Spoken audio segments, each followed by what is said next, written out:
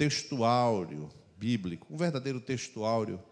E eu penso que muitas coisas que a gente tem ouvido e que a gente conhece das Escrituras precisam ser ressignificadas ou reolhadas para que elas não fiquem naquela mesma história que eu acho que você conhece, né? Aqueles termos que, como o caminho da roça, você sabe que o termo caminho da roça é um termo neuronal, né? Então, você começa a ver sempre a mesma coisa e isso não significa mais nada para você. Eu não sei se você sabia, mas tem um número certo de músicas, o número certo de vezes que você canta uma música, ela não significa mais nada para você. Isso é ciência. Eu não lembro qual é o número, não sei se é 40 vezes ou 50 vezes. Depois de um número X, a música não significa mais nada, né? Porque é uma questão do próprio cérebro, né? Então, a gente vai ler esse texto e tentar passear um pouquinho nele. Eu queria pedir ajuda da igreja, já que estou sozinho, solitário, triste, infeliz essa semana. Quero que a igreja me ajude aqui, lendo esse versículo. 1, 2, 3, já?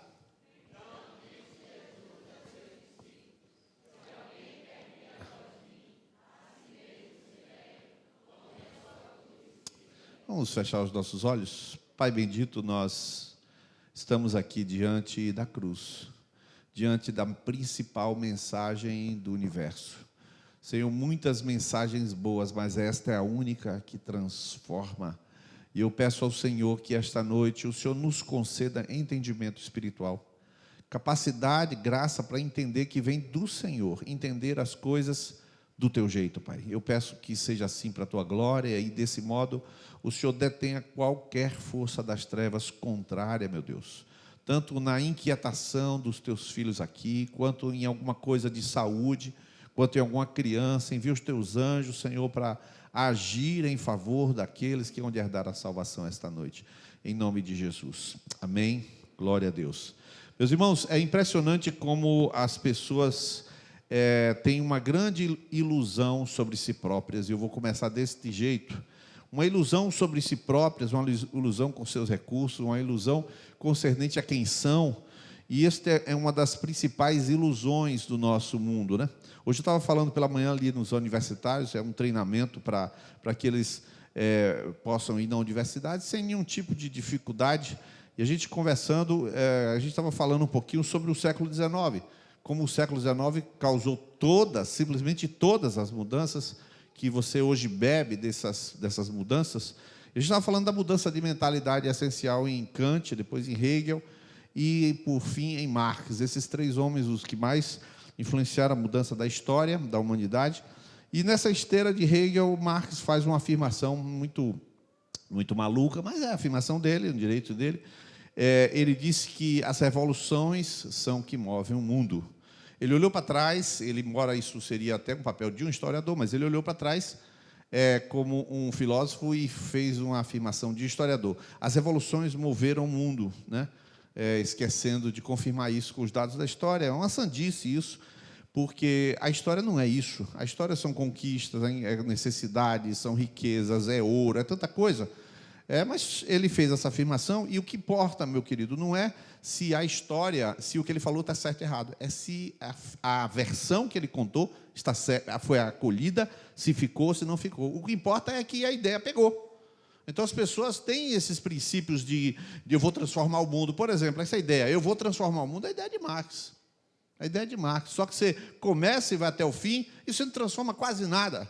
Você não transforma quase nada. Eu não sei se alguém acompanhou essa tarde, eu não acompanhei, mas eu vi uma foto lá na Avenida Paulista, e alguém fez a pergunta no grupo dos pastores. Essa movimentação na Avenida Paulista, milhões de pessoas, e realmente está repercutindo no mundo todo, Ucrânia, Israel, e você imaginar, está nos Twitter, você tem que entrar num VPN para ver, e aí, será que isso vai mudar? Eu não acredito em mudança nenhuma, porque imagine uma mobilização dessa, vai ter a capacidade de produzir uma mudança, e aí, no entanto, as pessoas acreditam que podem, que conseguem, que vão fazer, que vão realizar. Isso pegou, desde o século XIX para cá, pegou, e as pessoas têm um senso de si, um senso de potencial que é absolutamente incompatível com a sua história e com a realidade daquilo que elas determinam para si e estabelecem para si. Complica a cabeça das pessoas. Então, quando eu vou falar de arrependimento de pecado, a pessoa se sente mal. A pessoa se sente mal. E se sentir mal já não prestou. Porque o negócio é eu posso, eu sei, eu consigo, tal, e o que ela sente é o que vai. Não, não é o que vai. O que você sente é o que você sente. Você tomar um remédio, deixa de sentir. Se tiver uma paralisia cerebral, eu posso pregar, você está sem sentir nada. Então, não se trata do que você sente, mas o povo quer, assim, quer gosto de coisas, eu digo generalizadamente, quer coisas que afaguem o ego, que façam alguma coisa que se goste. E essa não é a mensagem da igreja, não é a mensagem do evangelho, nunca foi, nem nunca, jamais será. E se deixar de ser esta mensagem bíblica, então não é mais evangelho. Mas o evangelho, então, será que ele é uma faca que sai? Não, não, não. O evangelho é revelação de Deus para cada um de nós. E se Deus trouxer revelação para nós, então a gente vai compreender. Então, nesse texto que nós acabamos de ler, eu vou fazer uma abordagem completamente diferente, para tentar dar um drible no seu costume de ouvir as coisas e enquadrar as coisas. Eu vou tentar fazer uma coisa completamente diferente, que Deus me ajude. Vou contar a história de 3 pessoas, de forma bem sucinta: Abraão, Moisés e Isaías. Você conhece a história de Abraão? Abraão saiu da Palestina, atual Iraque, ele foi saiu do Iraque, da terra da Mesopotâmia, eu falei Palestina, Mesopotâmia, fez uma caminhada de 2.400 quilômetros andando, chegou aqui na terra de Israel.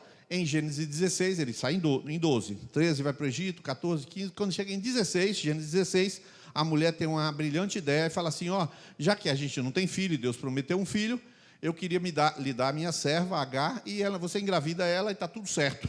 Naquela época não seria uma absurdidade, nem lei havia, né? Moisés nem tinha acontecido ainda. E então ele engravida Agar, e Agar tem um filho, se chama Ismael. Quando você vai para o Alcorão, é uma coisa interessante, porque lá no Alcorão, o primogênito é Ismael. E ele é o primogênito e está disposto a se sacrificar para que a nação seja, para que ele possa construir depois, no Alcorão, a Caaba. Então, a história do Alcorão não é a história da Bíblia, mas eles consideram que o primogênito é Ismael, e de fato é. Só que eles dizem que Ismael foi levado lá no Monte Moriá. Aí já não é, porque a Bíblia não registra isso. Então, esse menino nasce, mas só que tem um detalhe importante que eu queria que o amado colocasse em Gênesis 17, verso 1. Aconteceu um fato, aí ele vai voltar um versículo, que você vai ver uma coisa muito curiosa. 16, o último versículo, e a gente vai ler o 17. Diz para mim, lê para mim esse versículo. Era 86 anos. Agora puxa lá para o 17:1. Quando atingiu Abraão a idade de 99 anos, 99 menos 86 dá quanto, irmão? 13, sem coincidências. Deu 13 anos de absoluto silêncio da parte de Deus. Interessante, né? 16 para 17, 13 anos de Deus em silêncio. Por quê? Aconteceu alguma coisa. Abraão inventou um caminho. Na época ele chamava-se Abrão. Ele inventa um caminho para simplificar a promessa, fazer as coisas como ele entendia que deveria. Sara teve uma boa ideia também, a mulher engravidou, teve Ismael, 86 anos, Deus trancou a torneira quando chegou em 17:1, ao que você lê. Eu queria que você lesse o que foi que Deus falou com ele. Pode ler? 1, 2, 3. A idade de 97, apareceu-lhe o Senhor e disse, lê aí agora. Anda na minha presença e ser perfeito. Ou seja, Abraão tomou um puxãozinho de orelha de 13 anos, e na hora que Deus aparece com ele, fala assim, está com nada. Isso não quero mais que aconteça. Essas invencionices de você inventar as coisas não dá certo com a gente, entre nós dois. Ande na minha presença, não venha com conversinha e seja perfeito, porque eu sou perfeito.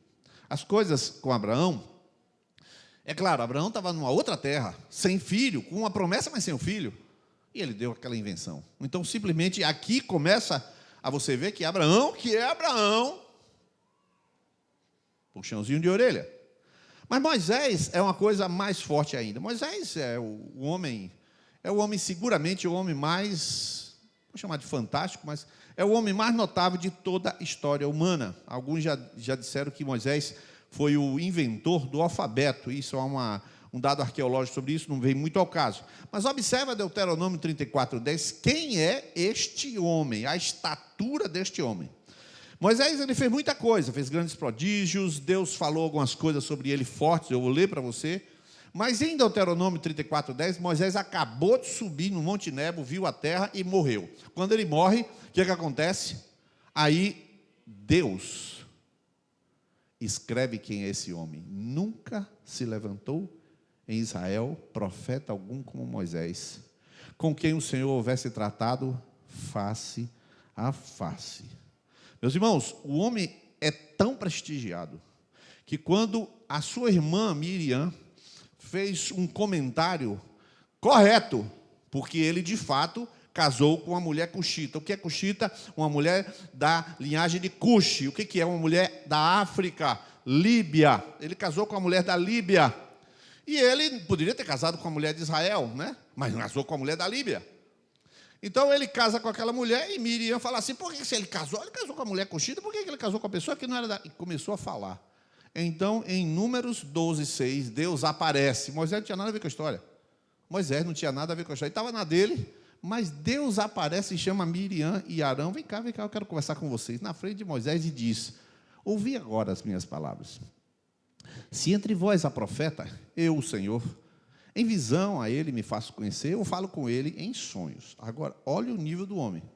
Não é assim com meu servo Moisés, que é fiel em toda a minha casa. Boca a boca falo com ele, claramente, não por enigmas, pois ele vê a forma do Senhor. E agora Deus fala para Miriam: como, pois, não temeste falar contra o meu servo, contra Moisés? Essa brincadeira que a gente faz aqui, né? Aí Lucas falou: a casa está desarrumada. Eu falei: tem medo de morrer.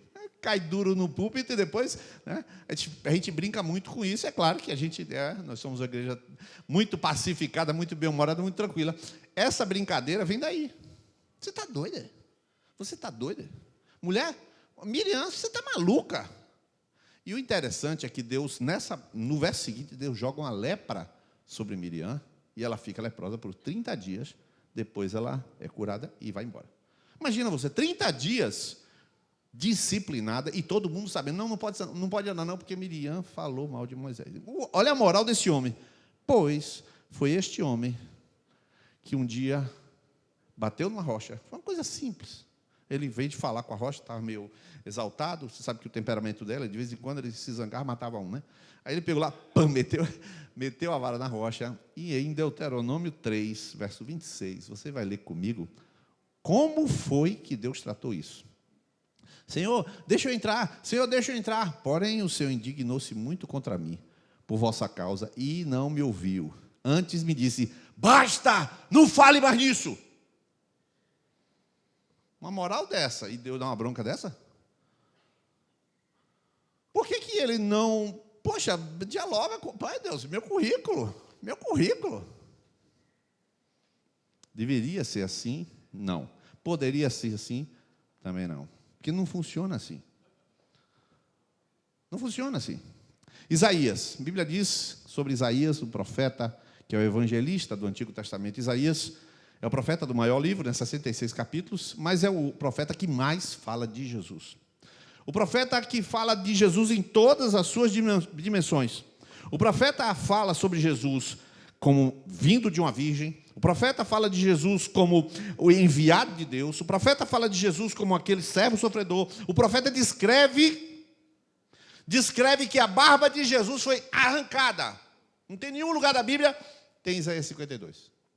Pegaram Jesus e arrancaram a barba, não cortaram a barba, arrancaram, ficou a pele de Jesus assim. Ele fala coisas que não tem em lugar nenhum. Ele viu, ele não ouviu, ele viu. Quem deu crédito à nossa pregação, a quem se manifestou o braço do Senhor, ele falou: por subindo como renovo perante ele, como a raiz de uma terra seca, olhando nós para ele. Ele disse isso, ele viu Jesus. Pois esse homem, lá em Isaías capítulo 6, verso 1, está escrito lá o seguinte: no ano da morte do rei Uzias, eu vi o Senhor assentado no alto e sublime trono, e as abas das suas vestes enchiam o templo. Ele não sabia o que ia acontecer, mas ele viu.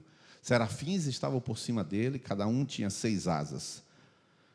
2 cobriam o rosto, 2 cobriam os seus pés, 2 voavam. Clamavam uns aos outros, dizendo: santo, santo, santo é o Senhor dos exércitos, toda a terra está cheia da sua glória. Ele viu isso no templo do Senhor.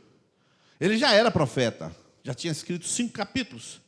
Quando ele viu isso, aconteceu uma coisa com ele. Verso 5, olha o que acontece, ele diz: então disse eu, ai de mim, eu estou perdido, porque sou um homem de lábios impuros e habito no meio de um povo de impuros lábios. Os meus olhos viram o rei, estou acabado. Não, ele era amigo do rei, ele era profeta, ele tornou-se o profeta do Messias. Mas na hora que chega diante de Deus, as coisas são diferentes. O Senhor mostra o pecado dele e ele cai e diz: vou morrer, eu preciso de ajuda urgente. Irmãos, essas histórias mostram claramente, essas 3 histórias mostram que esses personagens importantíssimos, eles não são exceção para ninguém. Porque se você olhar na Bíblia, você vai encontrar 2 homens que não citam pecado. Enoque andava com Deus, não se viu mais, por quanto Deus para si o tomou, mas também não fala o nome do filho, o nome da mulher, não fala nada. Você não sabe mais nada a não ser isso. E depois Daniel. E depois aquela genealogia que tem o nome do cara lá, você não sabe se, né? Não sabe nada. Mas história mesmo, de escrita e escrita, não tem ninguém, não escapa ninguém. Esses 3 eu citei, podia citar Davi, podia citar Samuel. Por exemplo, Samuel, profeta Samuel. O profeta Samuel tem uma moral tão impressionante com Deus que ele foi prometido na casa de Deus, prometido, a mulher, a mãe dele estava lá, o sacerdote fez uma profecia, ela engravidou, voltou, trouxe o filho, morou na casa de Deus, foi crescendo, ficou jovem, começou a profetizar jovem, teve visões jovens, todo mundo sabia que ele é homem de Deus. Depois ele levanta a monarquia de Israel, escolhe Saul e escolhe Davi. Mas um dia Deus chega para ele e fala assim: até quando terás dó de Saul, tendo eu rejeitado? Para de preferência. Você, o coração não é o meu. Eu não quero Saul e você está protegendo ele. Mas esses 2 homens, vou citar aqui, Jeremias 15, verso 1. Olha o nível que Deus tem com esses caras. Raríssimas vezes na Bíblia, a não ser Ezequiel 14, 14 vai citar também, citar pessoas. É muito raro. O profeta Jeremias cita: disse-me, porém, o Senhor, ainda que Moisés e Samuel se pusessem diante de mim, meu coração não se... Rapaz, Moisés, imagina a moral desses 2 caras diante de Deus, que Deus citou o nome dos caras. Já pensou se Deus chega, você está orando e fala assim: Lucas, já pensou um negócio desse? Fale com Cláudio, que se você falar eu curo você. Você já pensou que é isso? Você está na oração e você ouviu o nome de um ser humano. Foi o que Deus falou para Jeremias: 2 seres humanos que têm alta conta comigo. Pois esses 2 homens, um era pai da fé, voltando agora, Abraão era pai da fé, o outro era o maior profeta da mediação daquela aliança do Sinai, que era Moisés, o outro Isaías, o maior profeta messiânico de todos que aconteceu. E o que é que você vê de todos eles? Nenhum deles se salvou a si mesmo. Nenhum deles tinha currículo suficiente para esticar na cara de Deus e dizer assim: eu vou entrar no céu de tanto que eu produzi. Nenhum deles. Os caras eram bala. Deus falava dele, Moisés e Samuel, mas ele não entra porque ele é bom. A salvação pertence ao Senhor. Então existe um desenho que é feito totalmente diferente. Enquanto que tem lá, desde Kant, desde Hegel, desde Marx, e depois você vai começar a ver Nietzsche, todo mundo exaltando eu e dizendo: eu sou capaz, eu posso, acontece. Você pode na hora de dirigir carro, você pode na hora de cozinhar, você pode na hora de estudar, na hora de dar uma aula, mas na hora da salvação, entra Abraão na fila, entra Moisés na fila, entra Samuel na fila, entra Saul na fila, entra Davi na fila, entra todo mundo na fila, porque se o Senhor não entrar, não será salvo. E por que a gente fala essas coisas? Então vamos voltar para Mateus 16, 24. Por que a gente fala essas coisas? Queridos, a Bíblia diz que todos pecaram e destituídos estão da glória de Deus, mas tem uma atitude que todo mundo tem. Olha só o que ele vai fazer. Quem está operando hoje Data Show é Levi. Eu estou no 24. Ele vai voltar para o 21, porque é o contexto. Porque o 24, Jesus fala depois de alguma coisa. 21, desde esse tempo, Jesus começou Cristo Jesus a mostrar a seus discípulos que eles era necessário seguir para Jerusalém, sofrer muitas coisas dos anciãos, continua, dos principais sacerdotes, dos escribas, ser morto e ressuscitado no terceiro dia. Começou a falar assim, não tem a hora certa. Mas começou a falar, não, eu vou morrer, não sei o quê, vamos sofrer. Pedro tomou um susto, chamou ele e falou, Jesus, eu queria te dar um conselho. Aliás, vem aqui, não pega mal para você. Pega mal. Você está falando umas coisas que não vai acontecer. O senhor vai morrer de velho. O senhor é uma pessoa que tem que escrever muito livro. Só de filme que o senhor vai gravar, o senhor vai gravar The Chosen, né? Aí, falou com ele as coisas tudo. Pedro, chamando a parte, começou a repreender. Tem compaixão de ti, isso de modo nenhum acontecerá. O que é que ele quis dizer? Se salve. Não, você vai morrer não. Se preserve. Dê o seu melhor. Guarde a sua vida para ser bem útil. O Senhor é a estrela da terra. A gente é pé rapado, mas o Senhor é Messias. Mas Jesus, voltando-se, disse, arreda, Satanás. Tu és para mim pedra de tropeço, porque não cogitas das coisas de Deus, e sim das dos homens. Qual é a atitude de Pedro? Se salvar, se proteger, se preservar. E eu gosto muito de Jesus, vou preservar Jesus também, claro. Também, rapaz, os milagres que eu estou vendo aqui, é cada milagre, e até consigo comer pão aí que ele multiplica. O que Pedro quer? Pedro quer o que todo mundo aqui quer. Se salvar, se proteger, se salvar, se defender, se justificar, se explicar. Irmãos, essa é a cabeça. Eu vou cuidar da minha vida, eu vou me salvar. Como? Sendo uma pessoa boa, fazendo o que é certo. Pecado todo mundo tem, né? Mas eu levo a vida de uma maneira até legal. Eu vou levando, né? Eu bebo Bliss e vou vivendo, tão velha essa propaganda que só Cláudio para trás vai entender. Eu bebo Bliss e vou vivendo. Tem gente que não bebe, né? Irmão, para pensar aí um pouquinho. Quem és tu? Quem és tu, Moisés? Quem és tu, Abraão? Tem mulheres também aqui, Abraão. Quem és tu? Qual é o teu currículo? Qual é a tua boa obra? Quem és tu? Qual é a tua conduta repreensível? Tu não tem pecado. Tu não tem um coração inclinado como de Samuel, que preferiu Saul. Saul era bonitão. A Bíblia diz que acima do ombro, isso aconteceu com 2 homens, Absalão e Saul. Nenhum dos 2 homens bonitão prestou. Então, irmãos, não se preocupe. Não preocupe nem com sua aparência, nem nada. Nenhum dos 2 homens na Bíblia bonitão prestou. Nenhum. Primeiro foi Saul, segundo foi Absalão. O mais bonito daqui, o mais alto de Israel batia no ombro dele. Camarada bonitão. Samuel, o coração enganoso. Quer dizer, você viu a Deus face a face? Porque Moisés viu. Você viu? Não, Moisés viu. Camarada tem currículo. Irmão, não é assim com Deus, não. Cornélio, vamos lá para Cornélio, só citando aqui. Atos capítulo 10, a Bíblia diz que Cornélio era um homem justo, temente a Deus, desviava-se do mal, dava esmolas, fazia orações, e o Senhor era tão impressionante que Deus manda um anjo para ele. O camarada era bom. Cornélio, as tuas orações e as tuas esmolas têm subido diante de mim. Vai, chama Pedro, porque não vai dar certo. Isso aí não é suficiente. Cornélio, contudo, não tinha nada. Cornélio, contudo, não tinha nada. Tinha anjo, mas não tinha salvação. Tinha anjo, mas não tinha salvação. Tem gente que quer ver anjo. Tem gente que quer ver anjo. Aqui tem anjo. Aqui tem anjo. Mas se não tiver salvação, não serve para nada. Por isso, coloca na tela, por favor. 16, 24. Agora sim. Por isso que você vai entender o contexto, eu vou ser rápido. O contexto é, se alguém quer vir após mim. O problema da vontade, irmãos. Vontade presa. O problema da vontade. A pessoa quer prazer. Ela quer a vontade tonificada pelo prazer. A vontade tonificada por aquilo que é imediato. A vontade tonificada, preciso comer um cheeseburger.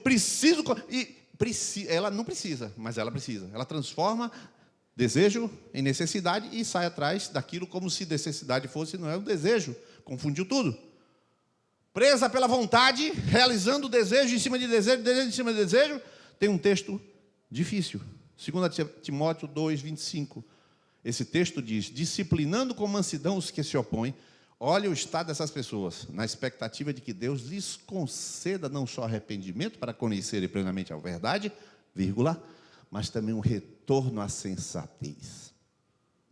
Livrando-se dos laços do diabo, tendo sido feitos cativos por ele para cumprirem a sua vontade. Você viu aí? A pessoa cativa por Satanás, cumprindo a vontade dele. Porque de tanto dizer sim para o diabo, agora na hora que vai dizer não, não consegue mais, está preso. Ele repete o ciclo.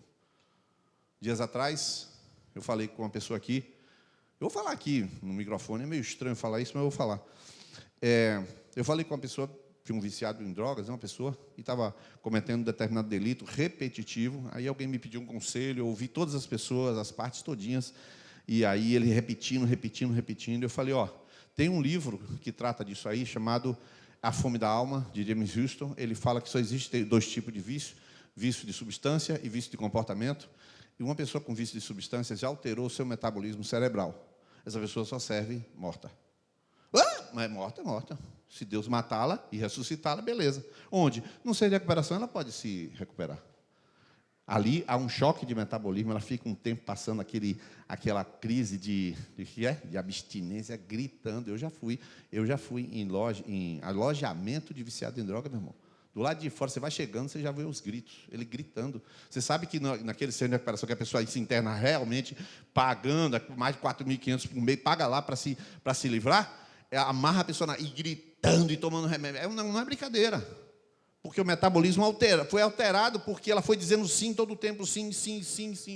E quando ela quer dizer um não para Satanás, não consegue mais. O desejo, está escrito aí que você leu comigo, para cumprir a vontade do diabo. O Satanás, ele não tem conversa com você, ele prende você. Jesus faz o quê? Ele te avisa. Olha que coisa, eu estou só dando aviso. Não estou chamando você de nada, não estou dizendo que você é burro, não é coisa nenhuma. Eu estou dizendo, rapaz, acorda, rapaz, presta atenção. Só isso, olha a educação de Jesus. Mas o diabo não tem conversa. Ele te oferece um negócio, te oferece um sexo, te oferece isso aqui. E vai você afundando na hora que você vai tentar levantar e puxar. Já foi. Ele não respeita o ser humano. Enquanto você está preso, você não é salvo. Pode ser um Cornélio cheio de virtude. Salvação é outra conversa. Salvação não é uma questão de eu ter virtude, é uma questão de Deus me salvar. É a questão de o Senhor me salvar. É por essa questão que quem não se arrepender dos seus pecados, fica nos pecados. Pessoa boa, pessoa gente boa, meu tio, sei lá, minha tia, meu filho, não importa. Não importa Cornélio, não importa Moisés, não importa Abraão, não importa Davi, não importa ninguém. A praia, o assunto, o tema salvação é um assunto exclusivo de Jesus Cristo de Nazaré. E sem arrependimento não há salvação. Um crente, um cristão que já ouviu 10 vezes, devia se arrepender de coisa que nem pecou. Jesus, me dê logo a lista aí, rapidinho, me dê. Jesus, o que foi? Não, calma, filho. Aí o diabo vem e dá, mas é melhor assim do que comichão nos ouvidos, como diz 2 Timóteo 4:6. Mas o texto não termina aí. Coloca aí o 16, 24. Quem quiser vir após mim, é uma vontade sua, livre. A palavra está entrando e você está perturbado internamente. Ótimo, qual é o problema? Qual o problema? Você tem dúvida de alguma coisa? Danny Klein deve ser convertido umas 80 vezes antes da última funcionar. Como é que pode isso? Não sei, eu estou te contando a história linda, uma serva de Deus, líder da igreja, líder de ministério, uma bênção. Mas ela queria, e eu quero, e eu quero, e eu quero, e eu vou, e eu quero, e eu vou, até que o fio ligou, e aí 12 volts, pá, estourou a bateria, o carro pegou. Pegou demorado, rapaz. O fio da bateria, quando está afogado, não pega o carro. Negue-se a si mesmo. Meu irmão, o que é negar-se a si mesmo? O que faz muito sentido, olha só, agora que você começa a entender que Abraão, Moisés, Isaías, todos eles negaram a si mesmo. Como assim? Isso não tinha cruz. Eles disseram, o Senhor fala assim, vai da tua terra, da tua parentela para a terra que eu te mostrarei. Ele negou o que ele, não, mas eu estou com medo, não, mas eu não vou, não, mas eu não quero. Ele foi. E ele foi. Aí Sara, como é o nome desse Deus? Rapaz, não sei não. Porque Deus não tinha dito para Abraão o nome dele. Deus falou com Abraão, mas não disse o nome. Deus disse o nome para Moisés. Então ele sai. Não, Deus falou. Que Deus? Qual Deus? Eu não sei. Ele não deu a cabelo, você pediu o CPF dele. Não, ele não tem CPF. Eu não sei o nome dele. E ele sai andando desse jeito. O cara negou. Moisés negou. Todos eles Abriram mão do que eles acreditavam para si. E eu quero dizer para você que você tem que abrir mão do seu currículo. Você tem que abrir mão dos seus planos. Você tem que abrir mão das suas capacidades. Você tem que abrir mão de se achar uma pessoa boa. Porque boa não, você não é. Você não é uma pessoa boa. Você é uma pessoa. Só que dentro de nós, todo mundo tem uns conflitos. A gente sabe quem a gente é. Sabe quem a gente é. Um estava chorando na presença de Deus, sozinho. Eu disse assim, rapaz, a vida sem Fernando é nada. E sem Jesus? E sem Jesus? Estava orando, chorando diante de Deus. Conflitos todos temos internos. Só que Satanás não sabe. A gente tá, nós e o Espírito Santo. E nós lutando contra a inveja, contra a vaidade. Contra o que seja. Todos nós temos essa luta. Então você tem que baixar a bola, porque você não é Abraão, não é Moisés, não é Isaías, não é Elias, não está no Monte Carmelo, nem é Cornélio. Porque salvação é assunto exclusivo de Jesus Cristo para a tua vida. Jesus quer salvar você, salvar de você, salvar das ideias que você tem. Se ideias boas, irmão, é só estudar que tu vai ver. Eu estava explicando ontem, existem algumas questões sociológicas. A maioria dos sociólogos são o quê? São comunistas, marxistas, o que for. Só existe 3 grandes sociólogos. E Marx não é sociólogo, mas falou de sociologia. Eu estava explicando ontem para o pessoal, falou, eu vou mostrar para vocês em 3 minutos aqui a sociologia de Max Weber. Como é que ele é? Aí eu mostrei, tem a sociologia do Heim, né? E tem a opinião de Marx, que não é propriamente uma sociologia. E tem os 3 opiniões. Então, qualquer assunto que você pensar que você sabe, tem um outro ponto de vista, uma outra ideia, tudo. Mas salvação não. Salvação não. Então, você precisa compreender, você nasceu, sua programação natural é achar que você vai dar conta desse assunto. Não vai dar conta desse assunto. Alguns eu sei que tiveram enormes dificuldades na sua infância. Apanharam, foram abusados. O pai abandonou, aconteceu um caos na sua casa. Então, o que ele faz? O que ele faz? Ele se protege do mundo. Ele entra numa caverna interior e anda assim, desconfiado de todo mundo. Ele está se salvando dos outros. Está se salvando dos outros. Então, na hora que Jesus chega assim, minha filha, eu não, vai roubar meu dinheiro. Essa igreja aqui eu não confio. Eu fiquei até sabendo que o pastor lá tem a casa bagunçada. Fiquei sabendo, transmissão pela internet. Vou tirar onda de você um cadão de tempo. Claro, velho. O cara está se defendendo o tempo todo. Você precisa compreender, quanto mais você tenta ser, menos você é. Quanto mais você tenta ser, menos você é. Porque o auto-engano está aí. Quem fala isso é Louis Lavelle, naquele livro, O Erro de Narciso. E o que eu quero dizer bem claro para você, o caminho não é ser, é deixar de ser, meu irmão. Abraão não queria dizer, eu fiquei sabendo aí que eu seria o patriarca aqui. Eu queria até uma foto minha daqui a 3.000 anos, mas, poxa, nem vou participar do de hoje. Ele podia falar o que quisesse. Ele podia falar o que ele quisesse. Não, querido. Ele estava lá se esvaziando. Anda na minha presença ser perfeito. Tudo bem. Foi o que eu fiz. Não vou falar, não. Pense. Tem 13 anos que eu não converso. A primeira vez que eu apareço, tu não pesca? Acorda, Kay. Acorda. Agora eu vou dizer a verdade que aconteceu. E quando Deus aparece para Abraão, a primeira coisa que Deus faz é assim, deixa eu te falar um negócio. Você lembra que eu te prometi? Daqui a 1 ano tua mulher vai estar grávida. A mulher, ela deu risada. Agora Deus está taxativo, né? Radical. Ela deu risada. Não, não ri não. Riu? Não minta, você riu. Quer dizer, Deus chegou chegando para consertar as coisas de vez. Então, assim, Abraão não estava se botando, ele estava se diminuindo, e o caminho, portanto, meu querido, não é você acertar, é você desistir deste caminho. Não vá largar a faculdade dizendo que o pastor você mandou largar a faculdade para ser salvo. Larga o marido para ser... Não estou falando disso, estou falando de salvação. Na hora que você tem que pensar em salvação, desce, meu irmão. Diminui de sou pecador mesmo, fiz mesmo. Você não é Abraão, não é Moisés?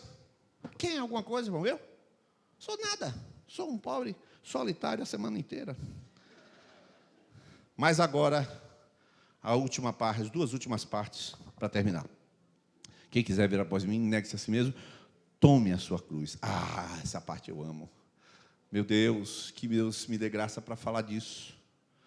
Assuma o processo, meu irmão. Tome a sua cruz.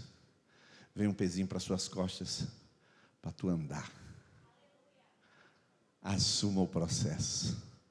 Você quer uma pílula mágica? Você quer dar uma cheirada de salvação? Vou cheirar aqui. Salvo. Não vai ser assim. Salvação é caminhada. Salvação tem um preço. A salvação é uma carreira. Você não começa sendo salvo dizendo, eu criei e estou salvo. Creu? Quero ver você tomar a cruz para comprovar que foi salvo. Porque se você não tomar a cruz, é só discurso. É só fenomenologia heideggeriana, pronto. Falei chique. Ou seja, nada. Nada. É nada.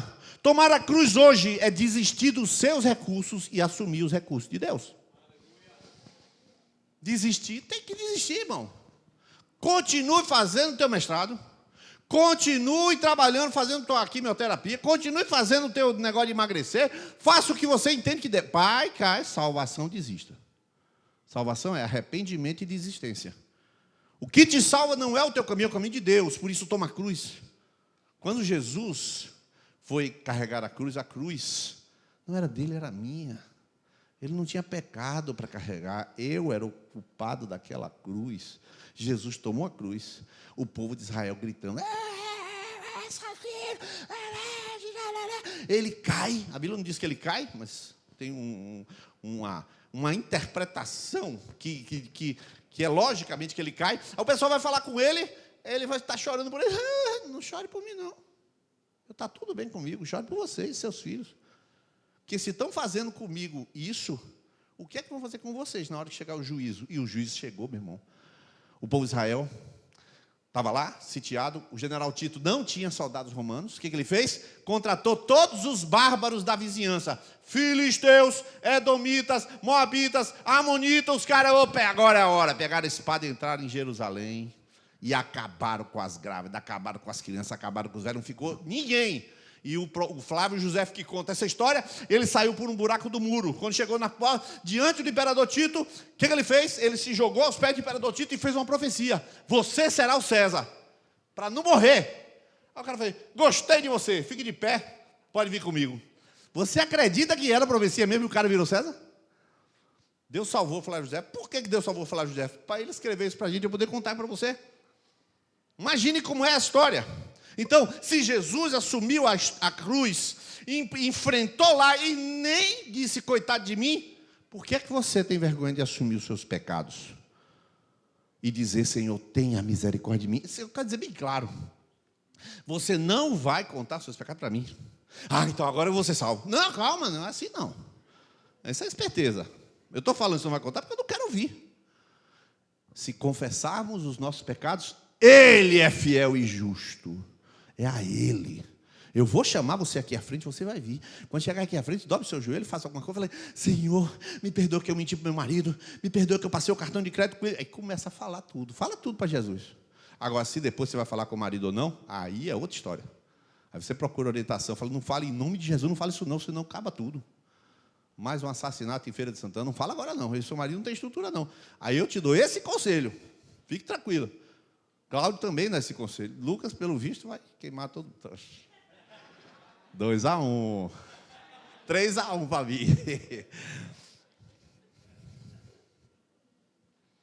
E siga-me. Irmão, não é creia e faça o que quiser. Creio. Não, eu sou, pronto, eu creio, pronto, eu sou salvo. Eu fui da Assembleia de Deus muitos anos, então eu estou salvo. Eu sou neto de irmão rico, estou salvo, claro. Eu tenho até entrada VIP no céu. Não funciona assim. Não funciona assim. Não é creio e sou salvo. Siga-me. Tome a cruz e siga-me. Começou a jornada. A salvação é uma carreira. Hebreus 12:1, pode botar? E depois 1 Coríntios 9:24, Hebreus 12:1 diz assim, portanto também nós, visto que temos a rodear-nos tão grande nuvem de testemunhas, desembaraçando de todo o peso e do pecado, que tenazmente nos assedia. Lê para mim o restante, por favor, em nome de Jesus.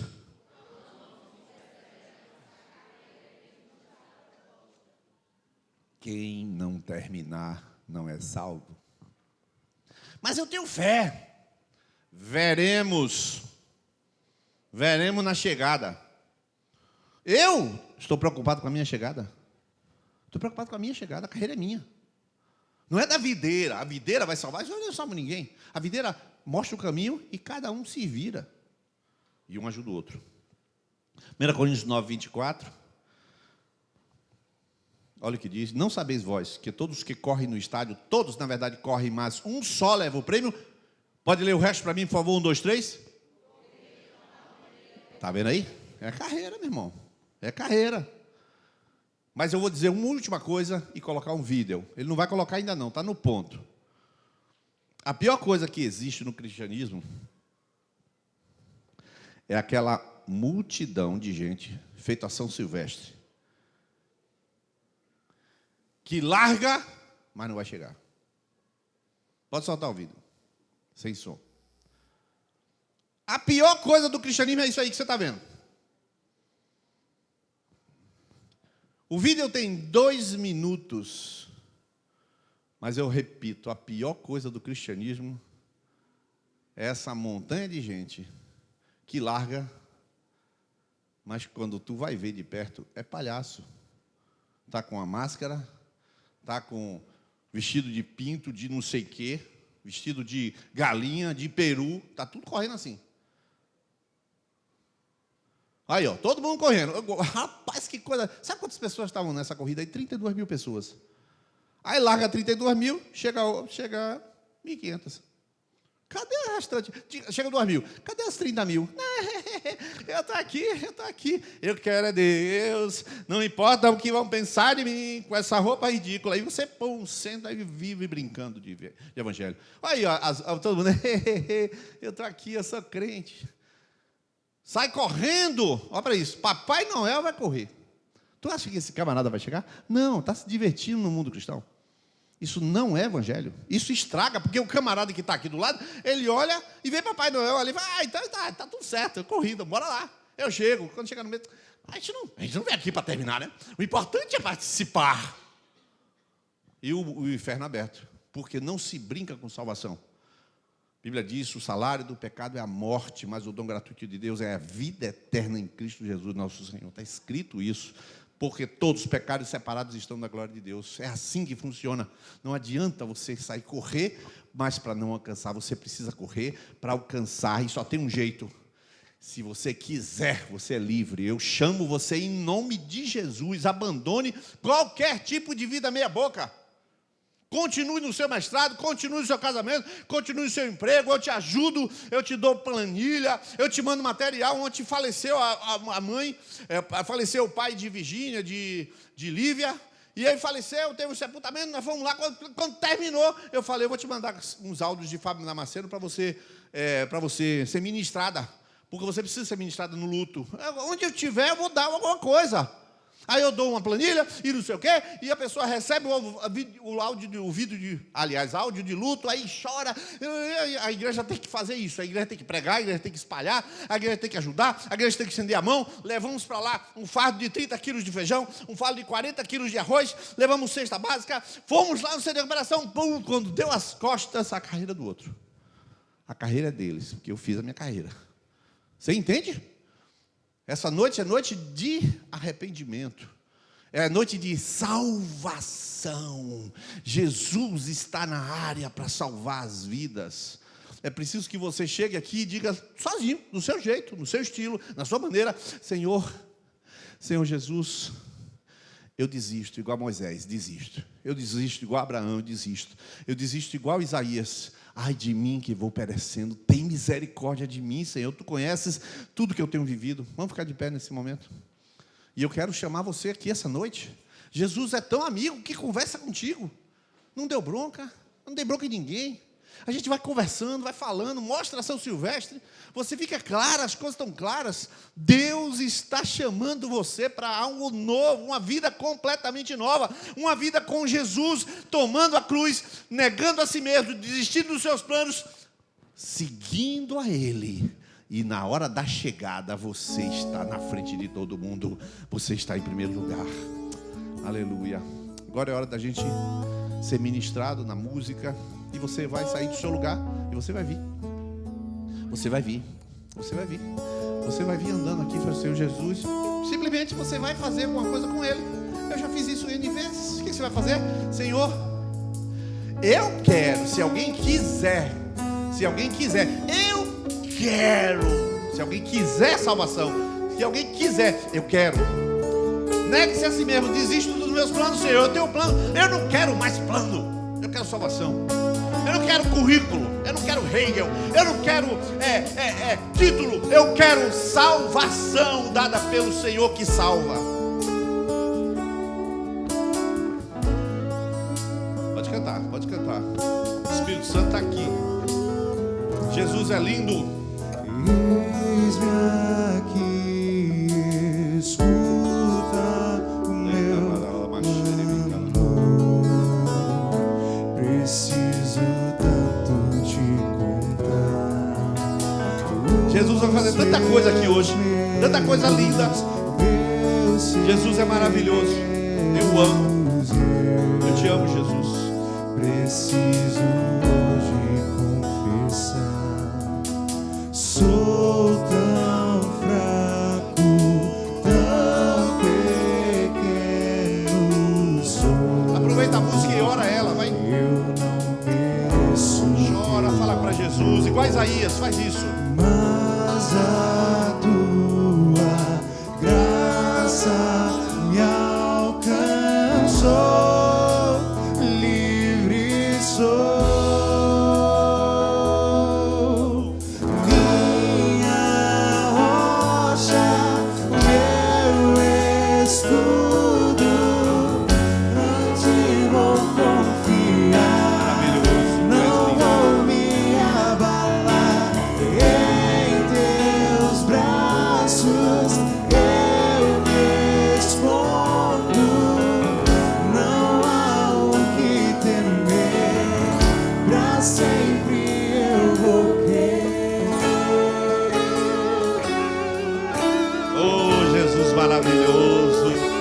Ele não joga pedra como fariseu.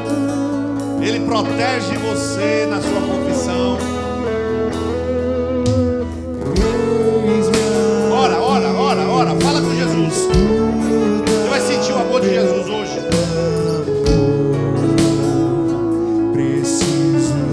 Vai abaixar, liga lá, vai abaixar, ela nasce. Os meus medos, meus segredos, eu preciso tanto confessar. É este que o Senhor comprou, é este que o Senhor veio buscar, é este que o Senhor pegou das mãos de Satanás. Ele é teu, Jesus. Ele pertence a ti. Ninguém toca nele. Senhor, toma esta vida, toma esta mente, Jesus. A tua graça me alcançou. Jesus é lindo. Minha rocha, meu escudo, em ti vou confiar, não vou me abalar. Em teus braços eu me escondo, não há o que temer, pra sempre eu vou ter. Os líderes de conexão, vem à frente. Vem à frente, líderes, ministra. Abraça, ora. Aleluia. Ministra. Não dá temor. Meus inimigos Cairão. O Deus do sobrenatural, eu creio. Minha esperança está em ti. Eu creio. Ora, fala com Jesus. Ele te ama. Você é dela.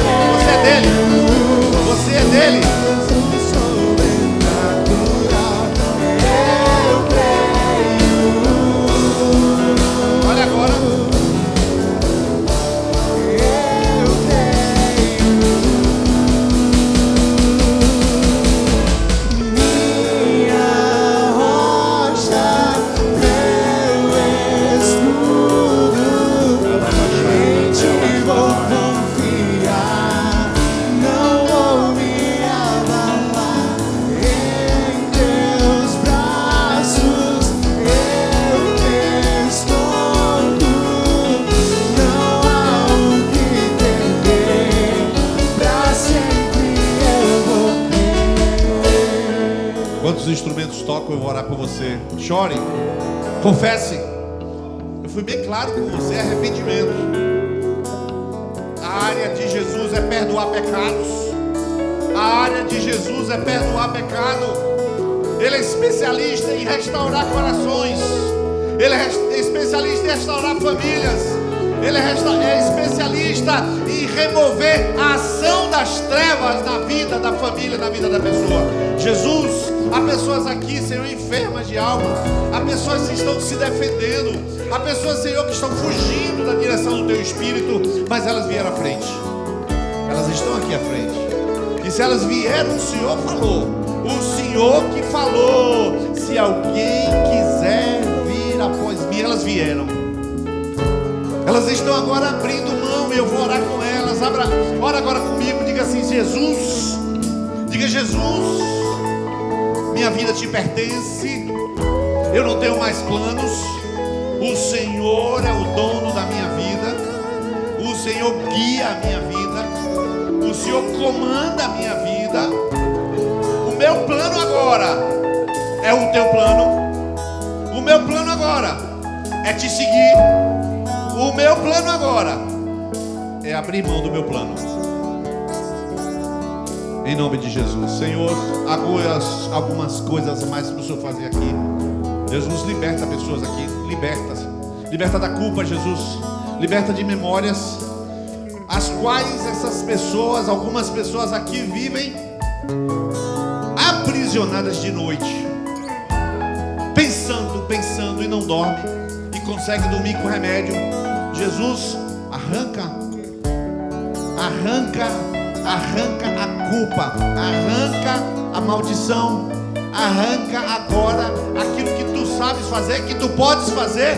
Os teus pecados estão perdoados, vai em paz. Eu quero paz a esses corações, paz. Portanto, nenhuma condenação há para os que estão em Cristo Jesus.